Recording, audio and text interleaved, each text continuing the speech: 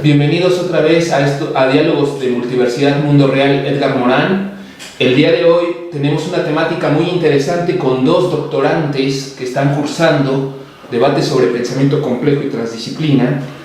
En nuestra institución tenemos al doctorante Boris Aguirre Palma y también a su esposa doctorante también, la bióloga Anita Argüello Mejía.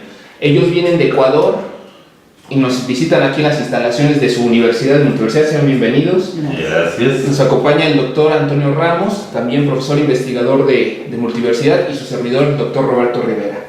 Pues adelante, si nos pudiéramos empezar a compartir sobre el buen vivir, la detalle de esta política tan interesante en Ecuador y en el mundo, que sobre todo el profesor Edgar Morán ya se pronunció a favor del mismo detalle, ¿no? Bueno, mira, de hecho, el tema del buen vivir es un tema que sociólogos, antropólogos, filósofos del actual gobierno empezaron a rescatar de las culturas ancestrales ecuatorianas, haciendo una recopilación de lo que para ellos significaba el vivir con la naturaleza, el no dañar ningún elemento de la naturaleza para poder coexistir junto con la naturaleza, los animales, los cielos y la tierra, de tal manera en que el hombre sea simplemente un cooperante más y no una persona que extrae los recursos indiscriminadamente y simplemente hace un uso y abuso fatal de la tierra, dejándola estéril y ya que no sirve esta porción, vamos a otra porción y así sucesivamente. Y esto en respuesta a que en las décadas pasadas, década de los 70, cuando empieza el boom petrolero en el Ecuador, 80, y en la llamada década perdida, y que se le llamó a la década de los 90 en el Ecuador, donde simplemente no había políticas de ninguna clase para poder rescatar los recursos naturales, donde la lógica de un extractivismo pero asesino era la lógica de ese entonces. Desde ahí se dijo no, aquí tenemos que hacer una reconversión de la matriz productiva, tenemos que cambiar la lógica a la gente de que el buen vivir significa estar en armonía con la naturaleza, conocer la naturaleza desde los elementos más básicos de la misma y poder cooperar con la naturaleza para que la naturaleza misma no nos pase factura, con terremotos, huracanes, sequías y cosas por el estilo. Y que nosotros, a su vez, sepamos responder ante ese tipo de crisis. ¿Ya? La nueva constitución ecuatoriana que se levantó en el 2008, se planteó 12 objetivos nacionales del buen vivir. Entre esos 12 objetivos está el garantizar los derechos de la naturaleza y el mejorar la calidad de vida de la población. Hago referencia a esos dos porque son el eje básico de estos 12 objetivos. Sin embargo, Yo planteo lo siguiente: está bien el rescate, porque nadie lo había hecho antes, y inclusive las mismas poblaciones indígenas, muchas de ellas eran ignorantes de esta sabiduría ancestral del buen vivir, que implica desde lo más básico conocer una flor, conocer una planta, cómo nace, cómo crece, qué frutos da, cómo podemos aprovechar esos frutos sin dañar la planta o la flor, y por supuesto cómo podemos aprovechar recursos hídricos, etcétera, etcétera, que nos puedan proveer de recursos, pero sin dañar. Esa sabiduría ancestral es la que empieza a tomar fuerza en la enseñanza básica ecuatoriana. Hasta los días de hoy tenemos en la educación básica, media y universitaria cursos que te dan sobre el medio ambiente, la naturaleza, cómo conservarlos, cómo aprovechar estratégicamente todos sus elementos, pero cooperando con la naturaleza. Sin embargo, yo planteo las cosas de la siguiente manera: está bien conocer todo ese material, y está muy bien empezar a tomar conciencia de eso, pero somos una población de 14, 15 millones de habitantes, que somos un país multidiverso, como reza la Constitución, pluriétnico y multicultural.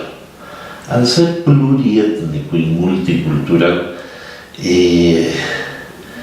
el tema de la educación hacia el amor, el cariño y la cooperación con la naturaleza se torna complicado. Es lo que te iba a preguntar. Sí. ¿Cómo se puede dar esta relación entre la parte tradicional, que ahorita mencionabas, que incluso la misma, sin llegar a ser como poner al indígena en la vitrina como lo hacía la antropología, sí, en los años 30, o sea, cuestiones de museo, ¿cómo hacer ese diálogo entre lo tradicional, mediado por una política nacional y visto en la modernidad? Correcto. Sí, o sea, con esta nueva perspectiva, ¿no? Mira, aquí entremos de lleno a algo muy serio y muy concreto. Aquí hay que cambiar las bases de la educación de manera radical. De una educación muy tradicionalista, donde teníamos que sabernos dónde quedaban, qué sé yo,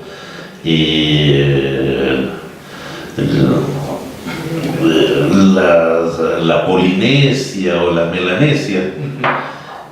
Tenemos que empezar a enterarnos qué existe en nuestro propio país, en nuestro propio continente, de una educación en la que se medía la heroicidad de héroes de las clases altas. Necesitamos saber qué es, cómo es y cómo vive nuestro pueblo, ¿ya? Para poder entender como futuros profesionales, inclusive en la etapa universitaria, cómo yo puedo atender a esas personas, de qué manera como profesional puedo ser yo útil a mi propia sociedad. Porque la educación tradicional lo único que te dice es cómo pueden ser útiles las cosas que están a tu alrededor para que tú te aproveches de ellas. Y eso no debe ser. Entonces estás pintando un diálogo en donde donde el profesionista, la persona nueva, vamos a hablar de una nueva educación, Sí. quizá con permiso de la pedagogía, Por favor. con permiso de la pedagogía, podemos hablar de la negación de una educación, una suerte bancaria, Exactamente. o sea, empezar como a negar esa parte Claro. para abrirse a nuevos horizontes, pero tener un diálogo uno a uno con la sociedad. O sea, ¿podemos empezar a hablar de eso? Yo diría que sí, totalmente. Y lo que acabas de anotar me alegra mucho oírlo porque inclusive en la universidad las cosas se dan muy de élite. Y al darse muy de élite, y eso es algo que a Paulo Freire no le gusta para nada, no hay libertad. Y si no hay libertad, no hay educación, discúlpame. Igual aquí, ¿cómo podemos hablar de buen vivir si nuestra gente de buen vivir, qué es lo que entiende? Ya no. Una cosa es la buena intención, entre comillas, del político. Y otra cosa es lo que cada uno de nosotros entiende por un buen vivir. O cómo se implementa. O cómo se implementa. Por ejemplo, voy a dar un ejemplo loco. Ayer conversa con el taxista que nos llevó a Teotihuacán. Y el hombre nos decía, era un hombre jubilado, que tenía una jubilación de 4,000 pesos y se hace sus chambitas ahí llevando a los turistas. Se llevará 250, 300 pesos por vuelta. ¿Y cómo puede vivir un ser humano con eso? Yo digo, ¿cómo puede el Estado tratar así a la gente que ha trabajado toda una vida? No, y aparte hay que considerar que en el caso particular de ese Sí. taxista, él tiene que entregar cuenta a un patrón. A un patrón, O sea, correctísimo. tiene cuenta diaria a un patrón. Sí, exacto, En el exacto. caso, ¿no? Sí, y es correcta la pregunta, ¿no? Sí. ¿Cómo puede uno vivir así? Pues en México hacemos milagros. Ya sea. Hacemos milagros.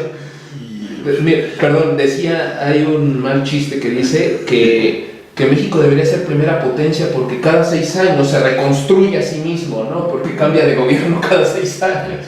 Y yo me atrevería a decir, querido Roberto, de que eso es una realidad latinoamericana. Ustedes se reconstruyen cada 6 años, perfecto, nosotros cada 4. Ya. Pero esa reconstrucción tras reconstrucción no nos hace bien a nadie. Porque a la final, ¿cuándo mismo vamos a despegar?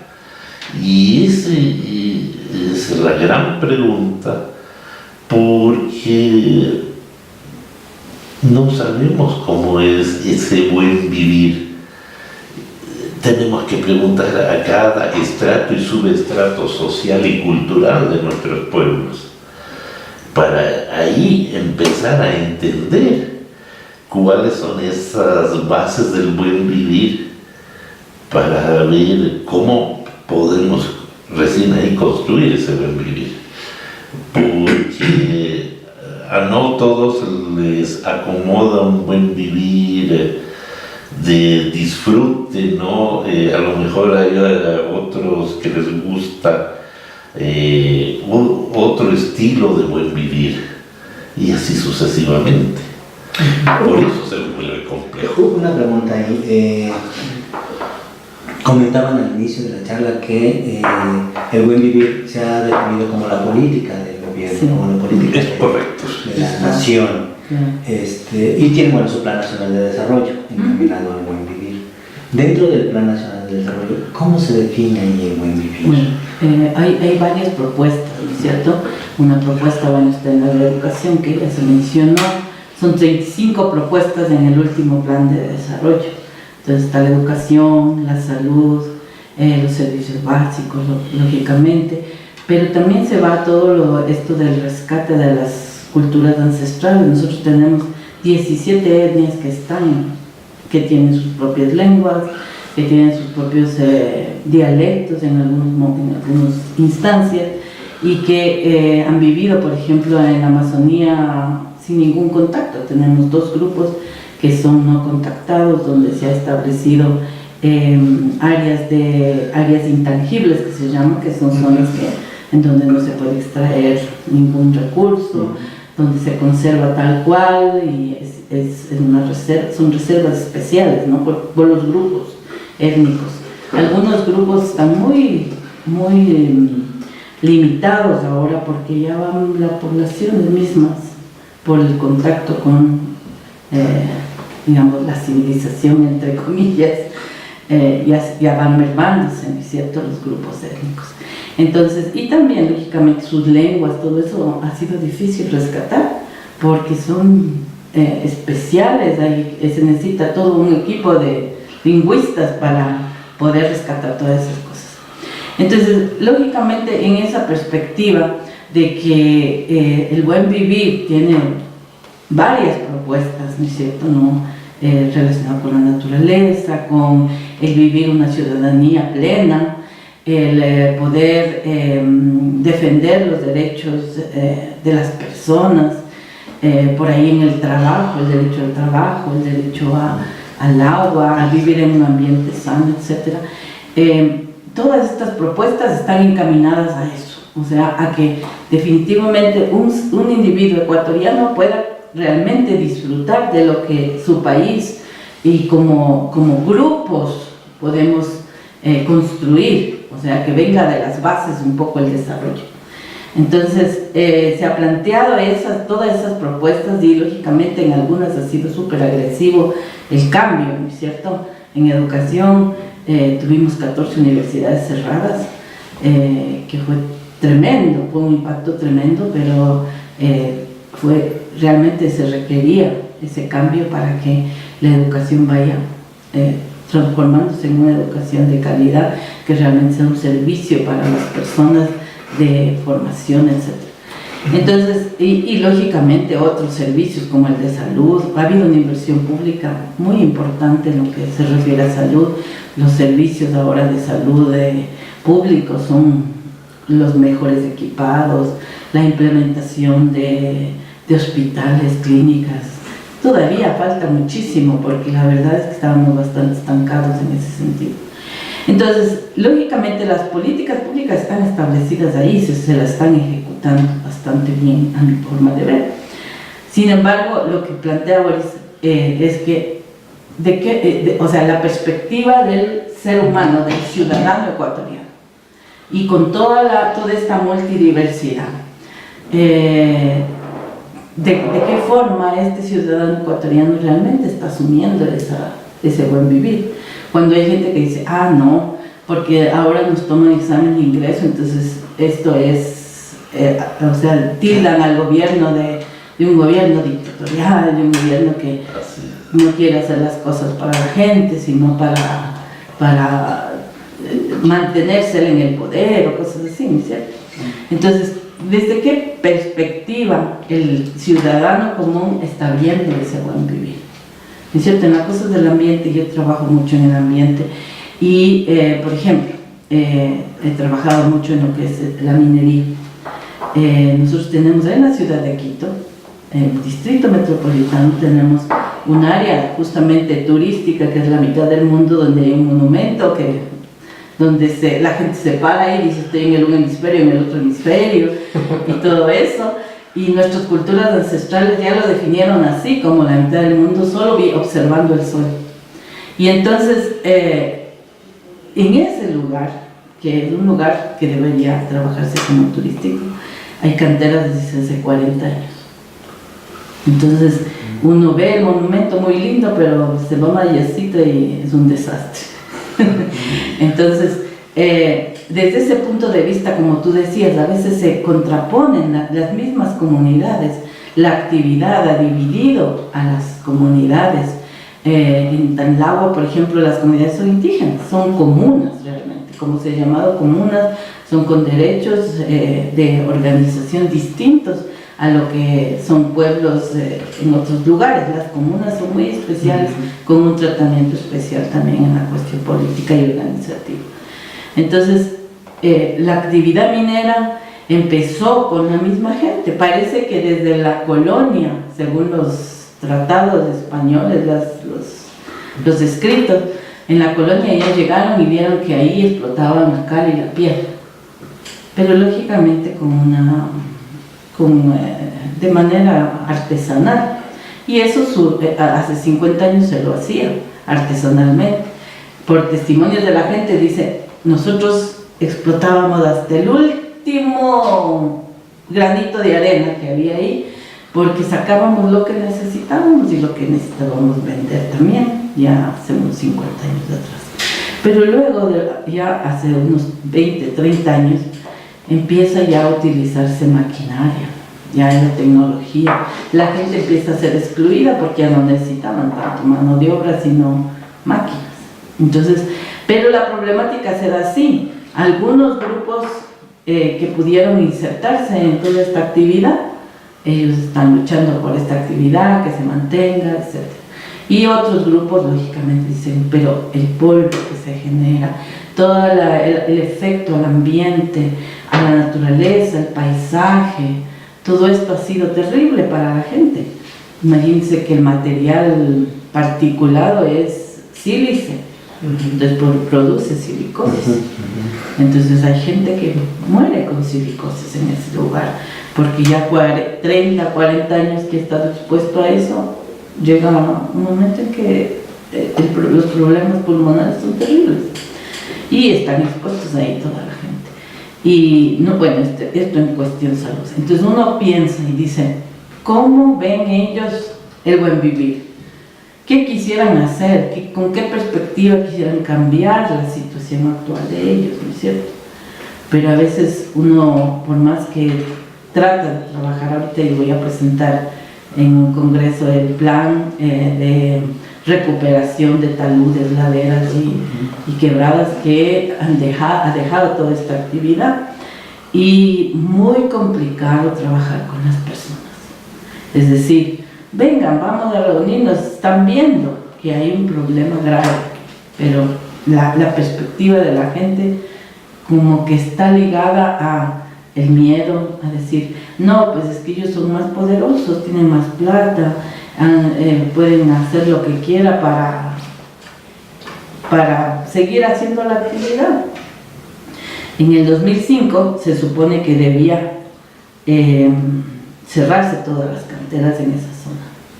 Y el alcalde de Quito dijo, no, vamos a derogar esa ordenanza. Y puso otra ordenanza para mantener las canteras en ese lugar. Entonces, políticamente siempre ha sido algo que no ha habido una política del municipio, ni del Consejo Provincial, ni de ninguna autoridad para decir, hay que hacer algo. ¿No es cierto? Ahora hubo un evento que fue en agosto del 2014, hubo un temblor sumamente fuerte, y todos los taludes empezaron a caer. Tal fue así que todo el polvo llegó a Quito, a la parte central de Quito, pero como una nube de polvo. Por eso, entonces ahí sí el presidente asumió eso y dijo, no, o sea, aquí tiene que hacerse algo, no puede ser que murieron personas y todo eso. Entonces, yo he estado trabajando un poco con la gestión de riesgos, y tiene que ver mucho con la vulnerabilidad de las personas y lógicamente las amenazas que están latentes en esa zona. ¿Podemos hablar de una poca sensibilidad que ha tenido la implementación del programa del Buen Vivir? O sea, ¿el Buen Vivir lo podemos entender como una política pública? Para empezar. Sí. Para empezar, sí. Sí. Ok, entonces, ahorita tocamos las otras aristas, Ya. ¿no? Entonces, si es como política pública, ha tenido una poca sensibilidad, poca sensibilización al ser implementada. Mira, yo me atrevería a decir... Voy a una entrevista. Yo me atrevería a decir potencialmente que sí, sobre la base de que la autoestima y la autovaloración de la población no se ha visto todavía afectada positivamente, ¿ya?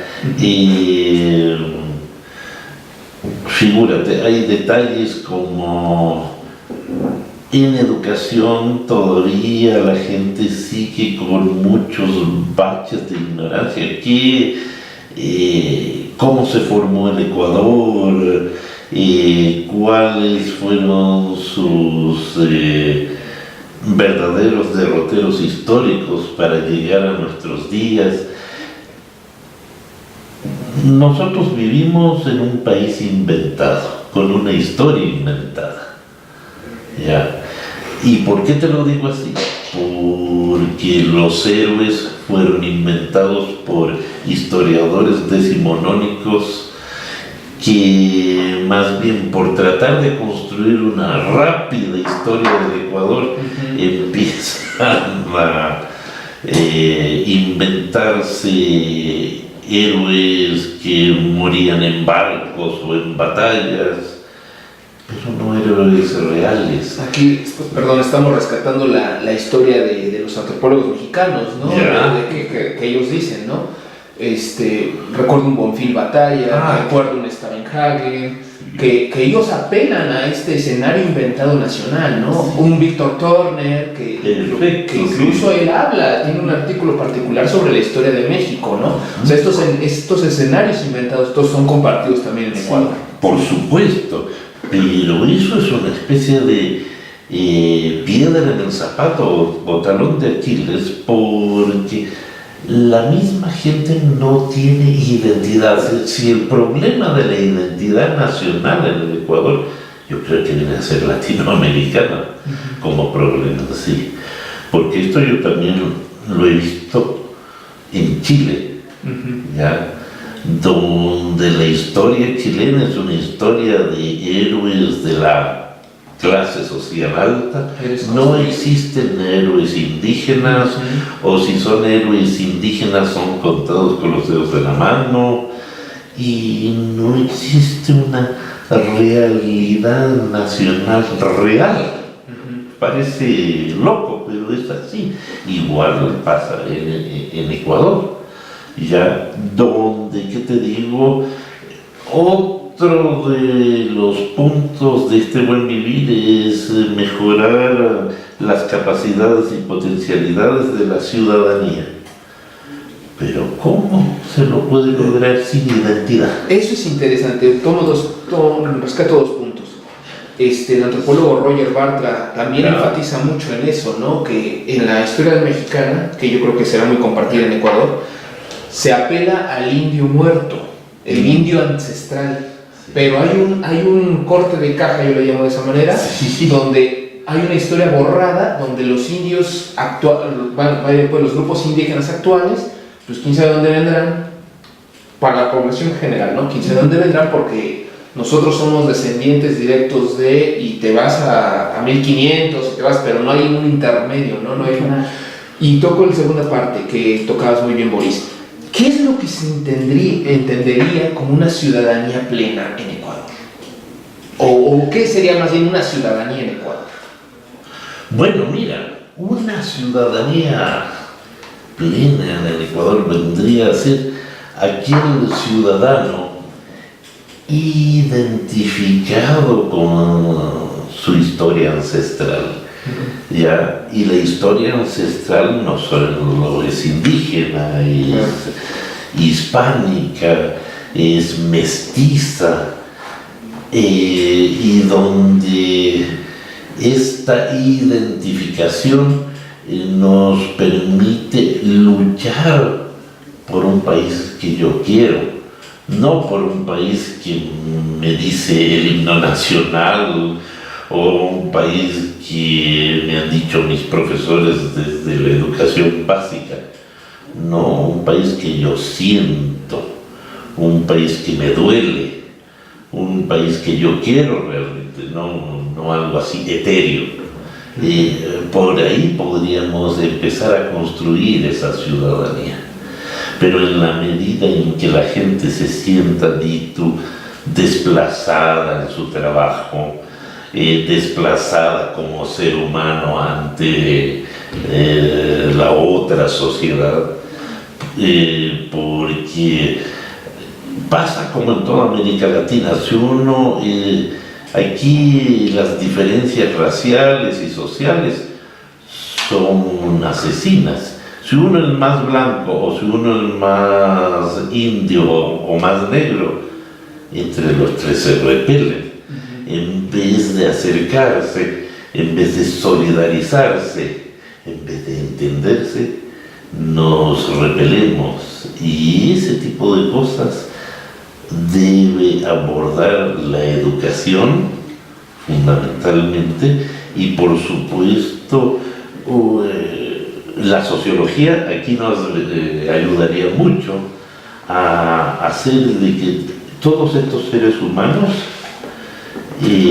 al entenderse puedan trabajar juntos, porque aquí cada uno trabaja para defender su metro cuadrado y lo hace como lince, es decir, tú no te acerques a mi metro cuadrado, sino yo aquí peleo contigo. Aquí viene otro detalle. ¿Cómo lo vería, Anita, esta parte de la ciudadanía, desde la parte de las minerías, todo esto, ¿no? O sea, bueno, se ha trabajado mucho sobre un eje transversal, desde, por ejemplo, la educación ambiental. Cuando yo me sorprendí cuando vi a mi hija un libro que está producido por el gobierno, en el cual, por ejemplo, las matemáticas se dan, estaba trabajando un problema de matemáticas y hablaban del cóndor. El cóndor como rescate, por ejemplo, primero una insignia de nuestro escudo, y después, lógicamente, por una ave especial en nuestro país. Entonces se trabajaba algo así sobre el cóndor, los kilómetros que volaba, y etcétera, etcétera, y de ahí se hacía un problema de matemáticas. Entonces, el eje transversal en ambiente, por ejemplo, se está trabajando ya en la educación básica, media, y ahora también se está trabajando en lo que es la educación universitaria. Entonces, para mí, cuando el ciudadano toma esa conciencia, por ejemplo, te pongo un caso, nosotros fuimos a Galápagos hace poco. Galápagos, lógicamente, para nosotros también como turistas nacionales, es impactante, es impresionante el paisaje, los animales, las especies, todo lo que se trabaja ahí. Galápagos es un parque nacional y una reserva oceánica, ¿no? Entonces, marina. Entonces, los niños que nacen en Galápagos y que crecen en Galápagos tienen ya una concepción importantísima de lo que es el ambiente.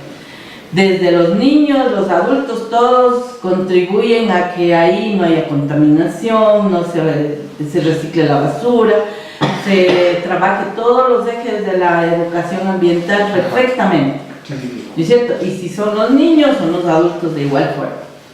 ¿Por qué? Porque nacieron en un parque nacional donde las políticas son estrictas en relación a todo esto. Ya pasando, por ejemplo, en la cuestión minera, ¿no es cierto? ¿De qué forma un niño que nace en ese ámbito, ¿verdad?, en el cual el polvo es normal, ellos creen que así debe ser, que las plantas no pueden estar verdes sino grises? Entonces, lógicamente, vivimos en distintos ámbitos, y en el momento que como ciudadanos nosotros asumimos que conocemos, la problemática ambiental que vivimos, en este caso en la minería, en otros casos en el petróleo, en la cuestión del oriente, por ejemplo, en la selva amazónica. Entonces, lógicamente, el momento que se conoce, ¿no es cierto?, se conoce lo que tenemos, se rescata un poco la megadiversidad que nos han puesto como megadiversos, países megadiversos. Se conoce, por ejemplo, cuántas especies nosotros endémicas tenemos en nuestro país tan pequeño. Entonces, lógicamente, la gente empieza a tomar conciencia y dice, mire, fíjese, ¿sí? Somos un país megadiverso, tenemos tantas especies que no hay en otros planetas, en toda otra parte del planeta, y entonces tenemos que defender eso. Entonces la gente se va apropiando. Mira con todo esto del Yasuní, a veces ni se hablaba del Yasuní. El Yasuní es un parque nacional inmenso en la Amazonía del Ecuador, que se junta con estas dos zonas intangibles que te dije antes. Y fíjate que ahora todo el mundo piensa en el Yasuní como un paraíso, y que hay que defenderlo, y que hay que ver, y hay movimientos en relación a la defensa del Yasuní, etc. Entonces, fíjate que un proceso, ¿no es cierto?, un proceso de concienciación de lo que tenemos como ciudadanos, de qué defendemos, el mismo turismo, ¿no? Ahora ha crecido mucho el turismo nacional, la gente ya no quiere irse a... Nosotros cuando Boris no había ido a Galápagos, yo por la profesión más había ido varias veces, pero Boris decía, ¿por qué promover el Caribe si tenemos algo espectacular aquí y puede costarnos lo mismo que ir allí o allá? Entonces, toda esa conciencia de que tenemos un país hermoso, biodiverso, con paisajes increíbles, con especies únicas, entonces toda esa concienciación como ciudadanos hacia nuestro ambiente, hacia nuestra naturaleza, a la defensa de nuestros recursos, etc., ha sido un cambio, o sea, ha ido cambiando, ha ido cambiando. Antes, como te digo así, muchos de las reservas naturales ni se conocían. Y lógicamente ha habido una política también de cuidado, de control en las reservas naturales. Tenemos casi el 20% de nuestro país como reserva natural. Entonces, lógicamente ha habido una política de cambio. ¿Y ahí cómo combaten, por ejemplo, los intereses privados? Porque vaya, pues, viendo algún video del summa causa, que se ha tomado como sinónimo de buen vivir. Claro, es el summa causa y es el en quichua, Ajá. el buen vivir, ¿no? Claro, En quichua. aunque dicen que la traducción no sería esa. Bueno, no sé, o sea, yo no sé quichua. Sí, no, bueno, es el quichua, porque en Ecuador está el quichua que no tiene ni la E ni la O. Ajá. Entonces se trabaja el summa causa, y el summa es bonito, y la causa y es vida, entonces buena vida, buen vivir. Ok, pues O sea, hay una traducción así. El detalle es de que cómo se combate, porque estamos hablando de una política nacional que tiene que estar, ya lo habíamos comentado, como primero tiene que partir de una transformación de las mentes, ¿no? O sea, el ejemplo de los niños de Galápagos es muy interesante porque nacen, crecen y viven en ese contorno y esa cosmovisión, ¿no? Exacto. Que también puede ser vista desde otra perspectiva, que es proteger la parte económica, porque de aquí vienen los recursos. Eso es punto de parte. También, ya en ese sentido un poco más evolucionado, pensar en que este es nuestro recurso de vida, claro, y cuidar ese recurso. Ese sería punto de aparte. El detalle es, por ejemplo, cómo se combate estos intereses privados, por ejemplo, pensando en Yasuní, en los grupos Yasuní, en el grupo indígena Yasuní, donde hay miembros de la tribu, miembros del clan, que dicen, no, yo sí quiero vender, yo estoy a favor de que exploten la Texaco, la X compañía, explote la tierra, ¿no? Porque encontraron yacimiento debajo de mi metro cuadrado, ¿no? Sí. ¿Cómo combatir eso? Bueno, mira, yo diría básicamente construyendo y fortaleciendo espacios públicos interculturales, en donde la gente tenga derecho, posibilidades y concretamente participe en las decisiones nacionales, porque ese es otro punto del buen vivir, de que antiguamente solo participaba el grupo político y su argolla inmediata en la toma de decisiones, pero ahora no. La ciudadanía en pleno tiene el derecho y la obligación a su vez de participar y tomar las decisiones. Entonces, en este sentido, si construyendo y fortaleciendo estos espacios públicos, la gente se va enterando de los elementos que están en juego, ahí es que la gente ya tiene capacidad, hay intencionalidad de tomar decisiones. Y ahí yo creo que se puede arreglar este punto. Y se ha operado de esa manera porque estoy pensando, ¿no? Con los famosos teóricos de las ciencias políticas, donde dicen que no necesariamente la cantidad numérica es el grupo representativo para la decisión democrática, ¿no? O la decisión de implementación de políticas. O sea, sí se está tomando en cuenta esto. Mira, sí se está tomando en cuenta esto, es decir, ya los esfuerzos se han hecho y cada vez tú vas a ir viendo en los distintos grupos interculturales una suma más y más importante de personas que van participando. Con lo de la consulta previa que hay para actividades, por ejemplo, extractivas, nosotros tenemos una área en la que estaba una minera canadiense y ahora una china en el norte del Yasuní. No, en la parte de Imbabura, que es el norte del Ecuador. Es una provincia muy rica en lagos, por ejemplo, es hermosa. Tú encuentras lagos a cada paso casi, es muy, muy bonito. Y hubo una comunidad de INTA que se ha mantenido firme frente a la explotación minera. Y entonces ellos han dicho, no podemos permitir que haya, porque tenemos las fuentes de agua, tenemos todo esto.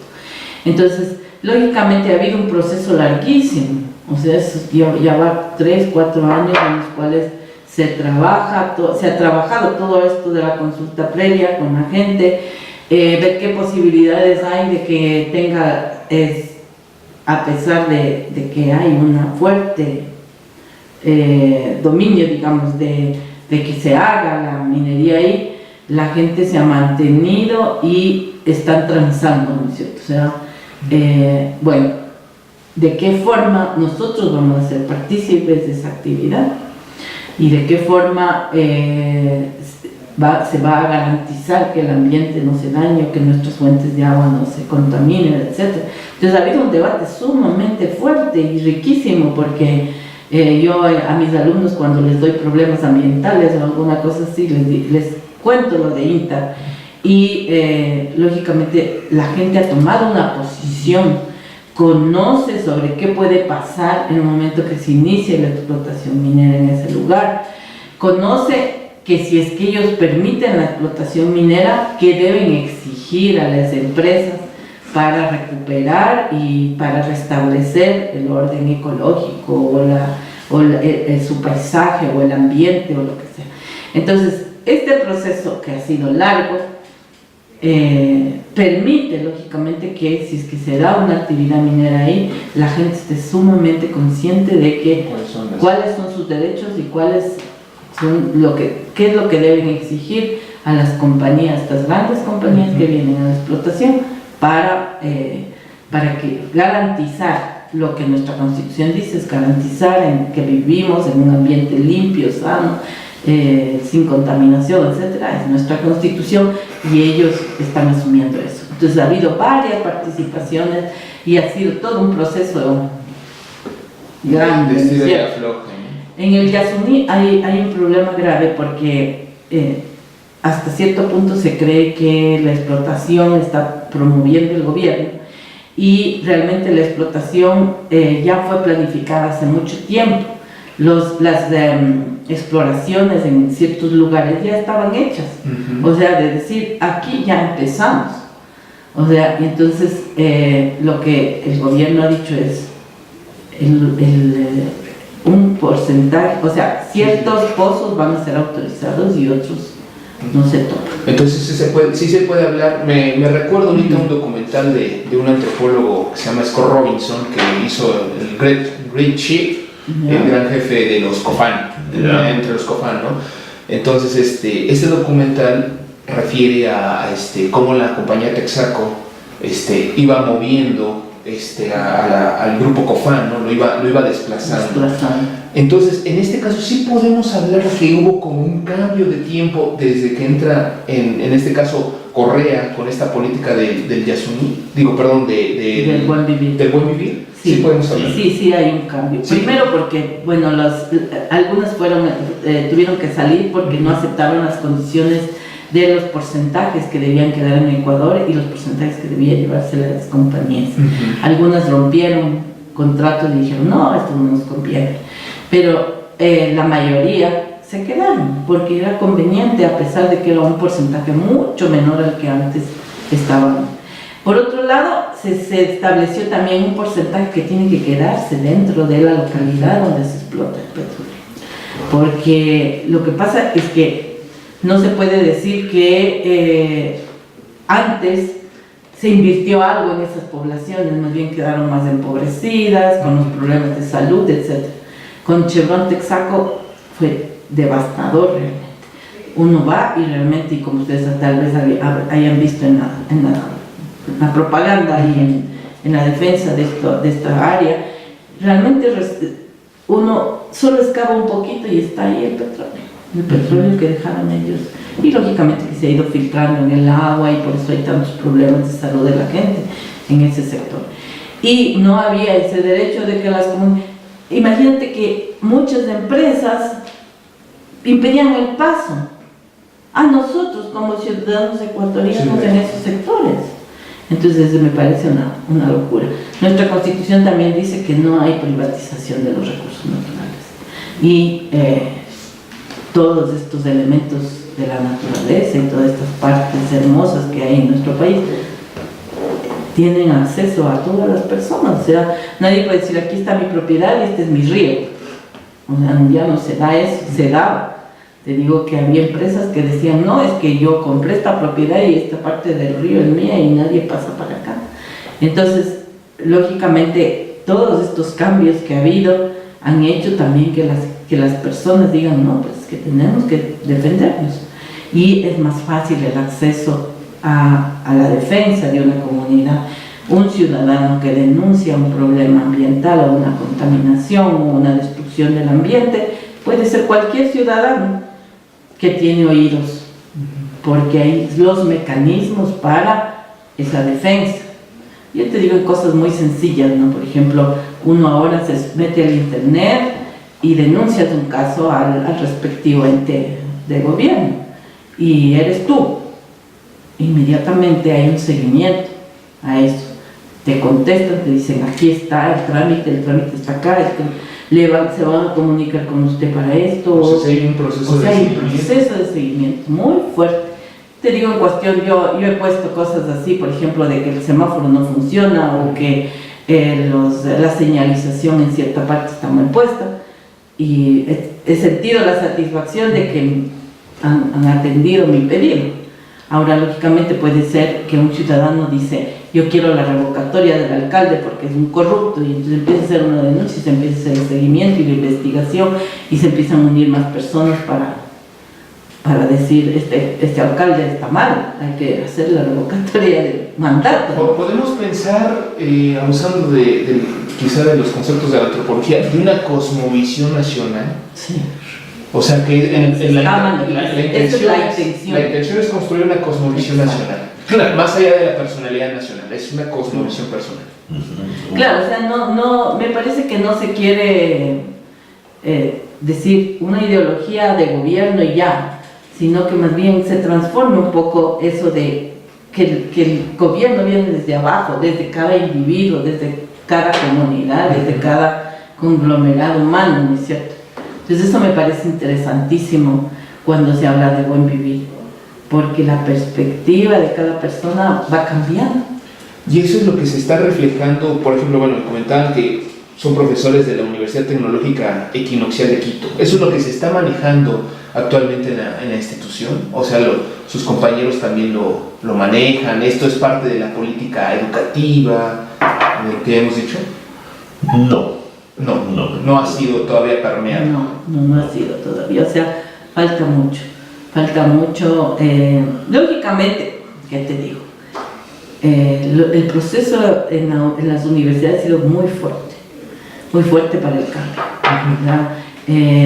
Ya toda la política en cuanto a las universidades fue violenta en el sentido de que se cerraron unas y las otras pasamos de evaluación. Eso sería interesante. ¿Por qué las cerraron? O sea, ¿por qué cerraron? Bueno, tenían que cumplir parámetros. había como 300 distintos parámetros de indicadores que debían cumplir las universidades. ¿Te acuerdas de uno? ¿De alguno de ellos? Sí, por supuesto. Por ejemplo, bibliotecas, Ok. espacios para los estudiantes, o sea, inclusive había un indicador que era cuántos metros cuadrados tiene un estudiante en cada aula, por ejemplo. O sea, cosas bien rígidas en ese sentido, ¿no? O sea, de decir por qué esta universidad no debería funcionar. Calidad de las docentes, por ejemplo, qué tipo de títulos tenían. Se pasó para dar a tercer nivel se necesitaba una maestría, entonces, y en el área en que estabas dando. Entonces, toda la evaluación se hace con todos esos más de 300 indicadores, y se dice, el que tiene calificación menos de esto, se cierra. Entonces, unas fueron cerradas totalmente, otras que estuvieron en categoría D fueron, ¿cómo se dice?, condicionadas para que hagan arreglos, avances y todo eso, pero algunas se cerraron de las D también. Sería interesante conocer qué pasó con los estudiantes y los docentes. Sí hubo plan de contingencia, o sea, no es que cerraron las puertas, sino que no debían dar matrícula, y hubo un plan de contingencia en el cual los estudiantes que estaban en la universidad pasaban a otras universidades o tenían un plan de contingencia dentro de la universidad para graduarlos. ¿Y el caso de los docentes? Los docentes permanecieron, la mayoría permaneció hasta graduar a los otros, pero de ahí ya cerrados tuvieron que ubicarse en otras universidades. Ahora, si tenías un título de maestría no era mucho problema porque muchas, por ejemplo, en nuestra universidad salieron muchos que tenían solo títulos de licenciatura o de ingeniería, tenían que tener la maestría, entonces ellos salieron. Sobre todo los que se fueron contratados después de que la ley se emitió. Entonces salen ellos, ingresan los que quedaron de las otras universidades que tenían su preparación suficiente. Bueno, eso fue fuerte, pero pensando en la universidad misma, todo el proceso ha sido, como decir, desencadenado desde las autoridades, vienen a los docentes y vienen a los estudiantes, porque ellos, por ejemplo, para categorizarnos cada 5 años, los estudiantes deben dar exámenes.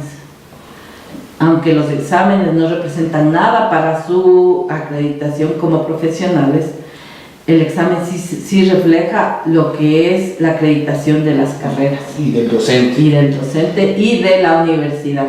Y a ver, de aquí una pregunta un tanto personal, si quieren me la contestan, si quieren no, porque también sabemos que su tema es cabroso, ¿no? ¿Cómo se vive el buen vivir en la universidad donde ustedes trabajan?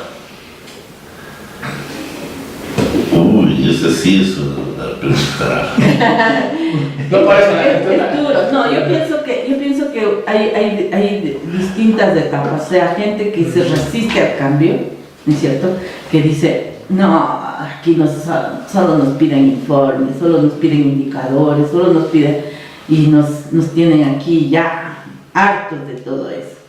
Hay otro grupo que dice, no, o sea, hay que cambiar, o sea, no puede ser que sigamos las universidades que estamos dando, digamos, a los profesionales de la nación, sigamos en lo mismo. Entonces, algunos se han resistido y aunque de todos modos han tenido que someterse al cambio. Sí, incluso las autoridades piensan que a veces dicen, ay, pero tanta cosa, ¿no? Sí. Sin embargo, no hay otra forma. Sí. O sea, hay que someterse al cambio. Más que nada la pregunta era cómo se vive, más bien reformulo la pregunta, es cómo se vive en las universidades, ¿no? No era particularmente en X o Y, pero primitiva la pregunta. Me gustaría contestar desde este otro ángulo también. Da la casualidad de que todavía, y eso para mí es algo rico que hay que explotar, todavía la gente no está liberada, no es libre de ser quien ellos creen que son. Por ejemplo, las autoridades parecen más los señores feudales y nosotros los profesores somos los siervos de la gleba, y el estudiante universitario no es estudiante universitario, sino que es el cliente. Entonces, en esa brutal confusión hay miedo, no hay esperanza, no hay relajamiento, hay miedo. ¿Y por qué hay miedo? Porque si uno no hace lo que la autoridad dice, simplemente lo despide. Sí, claro. Y entonces, y la autoridad muchas veces sabe menos que el mismo profesor. Ya. Ya. Entonces seguimos en la camisa de fuerza, ¿no? Claro, es duro porque ha sido un proceso, por ejemplo, para las universidades públicas no había por dónde, o sea, simplemente se sometían a ese proceso. Nosotros somos una universidad cofinanciada, entonces de ley tenemos cierta parte de que el gobierno apoya y contribuye para eso.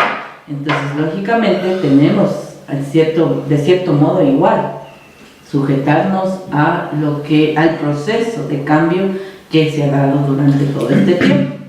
Pero como Boris dice, no es fácil cambiar, ¿no es cierto? Claro. Las universidades particulares, completamente particulares, han tenido su proceso de igual forma, porque mal que bien, para la evaluación o la acreditación universitaria se requiere ciertos parámetros que cumplir, entonces no hay por dónde escapar. Una pregunta, perdón por haberme salido de la entrevista, pero ahorita que están comentando y me reincorporo, dentro del ámbito universitario, ¿ha habido algún análisis en términos de esta política del buen vivir? ¿Es conveniente? ¿Es pertinente? ¿Atiende a necesidades de las universidades o del sector de la población? ¿O simplemente es la imposición de esta es la visión y se sujetan Verás, y en términos de universidades públicas sí ha habido, y ha habido un buen análisis sobre eso. Y el gobierno en este sentido hizo una cosa muy interesante, ha sido muy delicado en no imponer, sino más bien en presentar, y obviamente las universidades públicas con profesores, estudiantes, analizar el tema. En las universidades privadas el tema ha estado bastante ausente.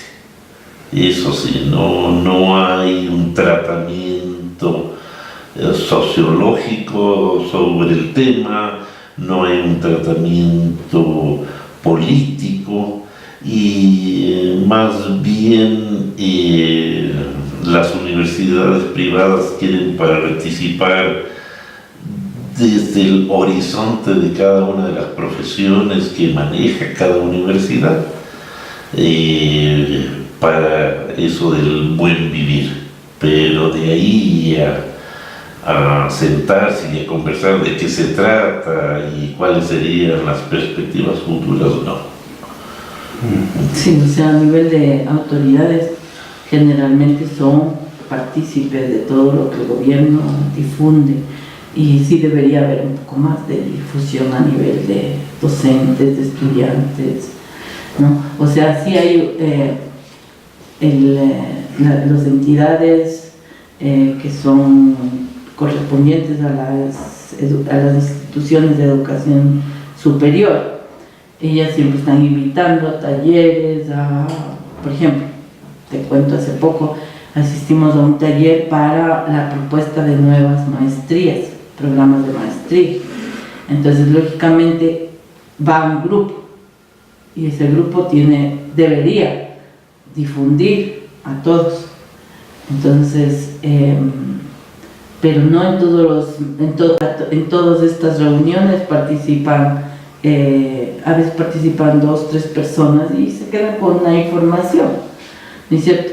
Cuando hicimos lo de maestrías, por ejemplo, hicimos un taller donde se convocó a todos los coordinadores de carrera para que ellos sepan cuál es la idea. Y ahí se trabajó mucho lo de la pertinencia en relación al buen vivir, por ejemplo. Y entonces las maestrías debían plasmar eso. Y al principio, pero si nosotros somos técnicos, por ejemplo, de ingeniería, yo trabajo en la facultad de ingeniería, en ingeniería decía, pero si nosotros somos técnicos, ¿qué vamos a estar poniendo esas cosas del buen vivir? Y decía, pero tuvimos que hacer una buena difusión para que ellos puedan integrar, si no, simplemente no nos van a aceptar las maestrías, si no hay una pertinencia en relación al plan de desarrollo, a todas estas propuestas del buen vivir. Entonces, cuesta porque la gente no está abierta tampoco a cambiar, a tener otra perspectiva, decir, no, pues esto hacen los antropólogos, ojalá los antropólogos puedan venir a ponernos unos condumios del buen vivir en nuestra maestría o propuesta de maestría. Yo les digo, porque viví eso, ¿no? Yo estoy encargada de algunas maestrías, o sea, para que se acredite en la facultad, y alguien me dijo, pero si yo soy técnico, ¿cómo te puedo poner esto de los saberes ancestrales, del rescate de los saberes ancestrales, de la protección del ambiente, o de la solidaridad de los pueblos, o cosas así, o de la inclusión? Entonces era muy complicado, ¿no es cierto?, transmitir, pero son buenos intentos que se propuso en ese momento, ¿no es cierto? Si la entidad gubernamental que está difundiendo de qué forma deben ser las maestrías, a qué deben contribuir las maestrías, está dando ciertos lineamientos, todos los que vayan a proponer maestrías en las diferentes carreras tienen que tener esos lineamientos. Era sencillo. Seguimos en el debate de las disciplinas y las interdisciplinas, ¿no? Exacto. O sea, el choque constante que siempre es los ingenieros por un lado en un mundo, y fíjate y que los sociólogos, justamente los sociales del otro. uno de los principios es el pensamiento complejo. Justamente dentro de esto se está trabajando el pensamiento complejo para todo lo que es la planificación curricular y todo lo que es la misma concepción de los programas de maestría. Entonces, partiendo de eso, de que de poder tender puentes. Exacto, de la investigación estratégica, de la transdisciplina y todo eso. Pero es complejo, o sea, no toda la gente está abierta a eso. Se dio un taller de pensamiento complejo para que también puedan un poco entender de qué forma se hace la planificación curricular partiendo de todos estos principios. Entonces, es complicado, pero no creo que sea imposible. O sea, claro, y a eso hay que sumarle, digamos, en México ocurre, no sé si la realidad sea extrapolada, de que al docente, pues es un curso más al que hay que asistir, ¿no? O sea, muchas veces. Y si asistió palomita, y si no asistió, carita feliz. Ajá, exacto. Entonces, y eso se traduce en de que el docente tiene que participar porque si no, no le llega su salario, le llega un descuento, le llega... Claro, sí se maneja de esa forma.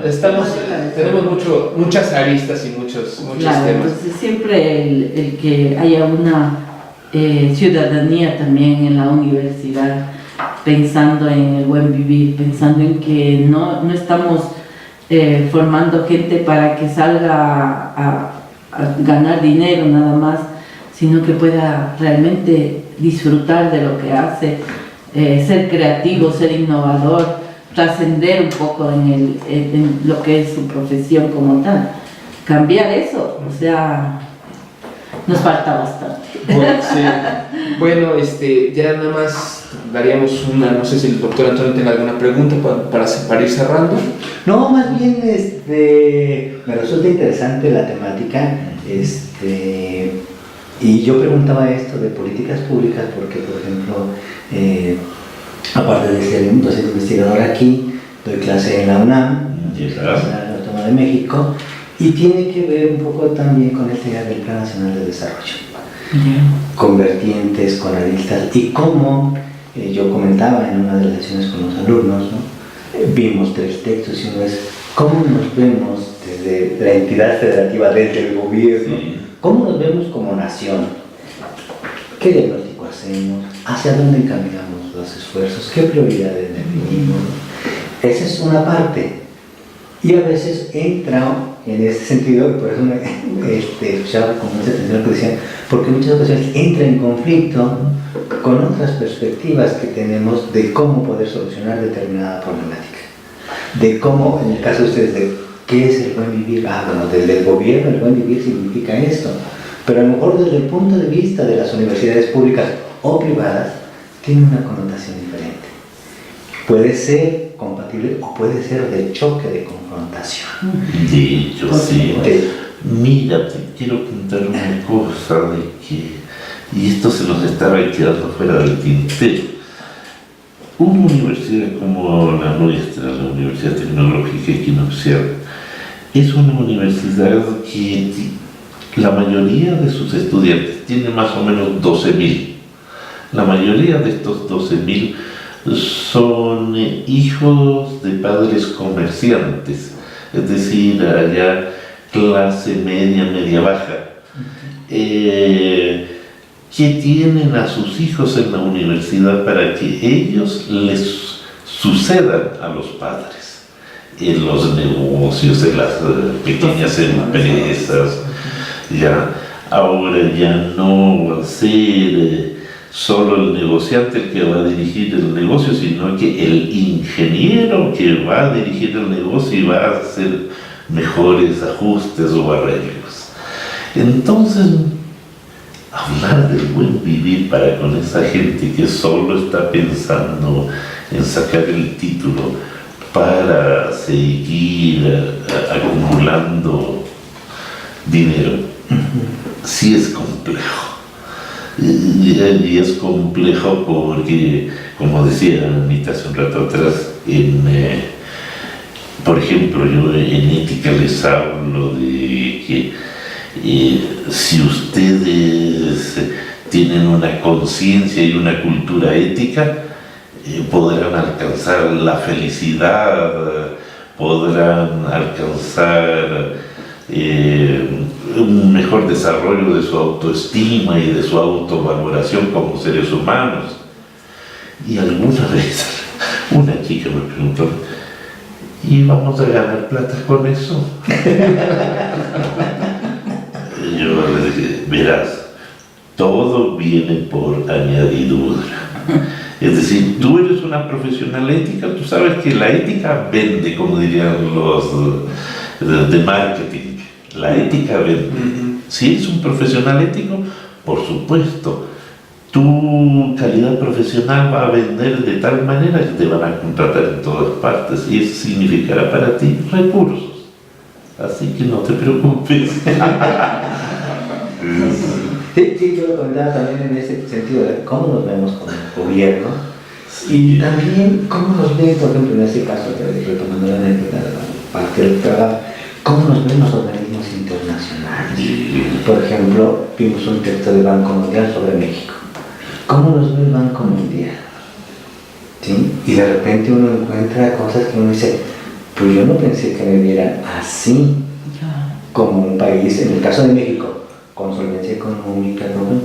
Pero también con una deuda importante que hay que saldar. Y en ese contexto, entonces, hay un organismo internacional que orienta también políticas públicas, ¿sí?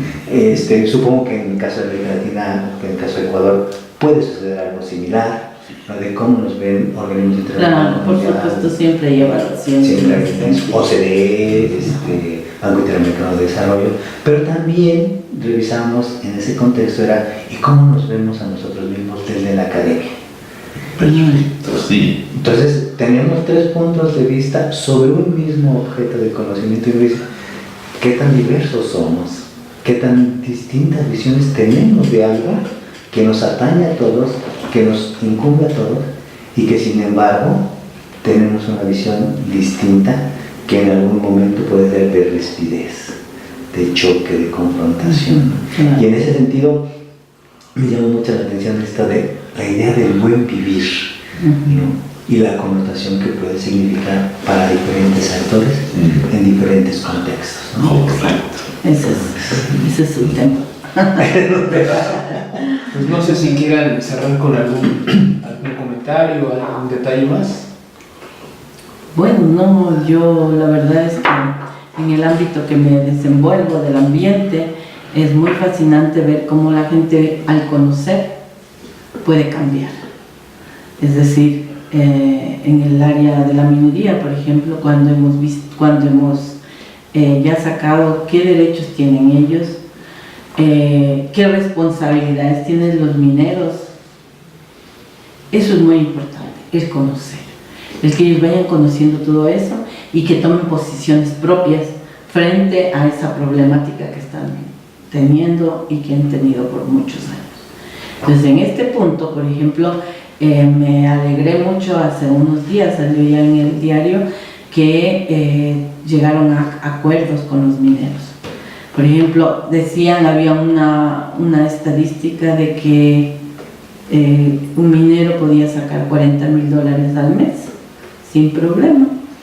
Entonces hay un impuesto que ellos van a pagar mensualmente a la comunidad para las mejoras de esta problemática que ellos están causando, para recuperar ciertas áreas, los pasivos ambientales y todo eso.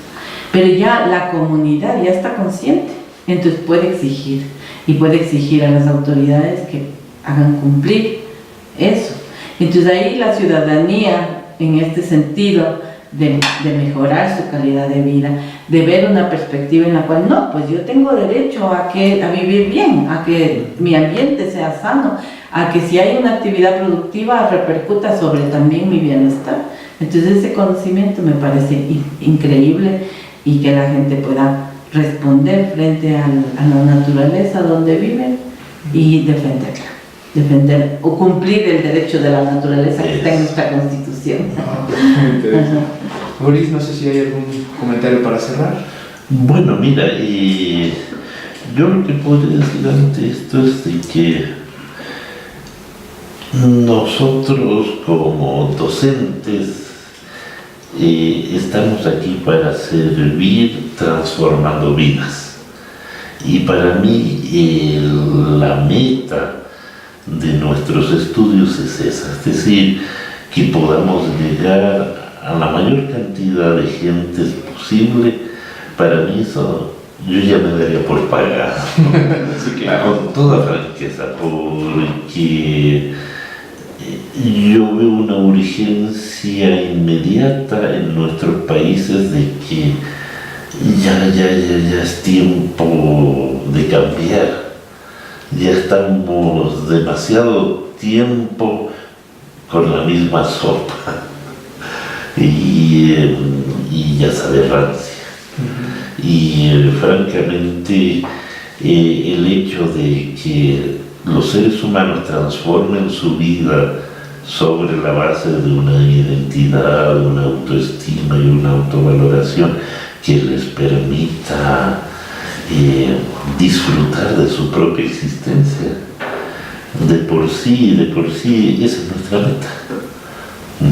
Muy loable, muy interesante, ¿verdad? Pues no me queda más que, profesor, no me queda más que agradecerle a Boris Aguirre y a Anita Argüello su presencia. Están en su casa en la Universidad Mundo Real Edgar Morán, estudiantes de nuestra institución. Y mándenles por favor un caluroso abrazo y saludo a los estudiantes que ustedes tienen y a los colegas. Muchas gracias. Les agradecemos a todos ustedes y nos veremos próximamente en otro diálogo multiversitario.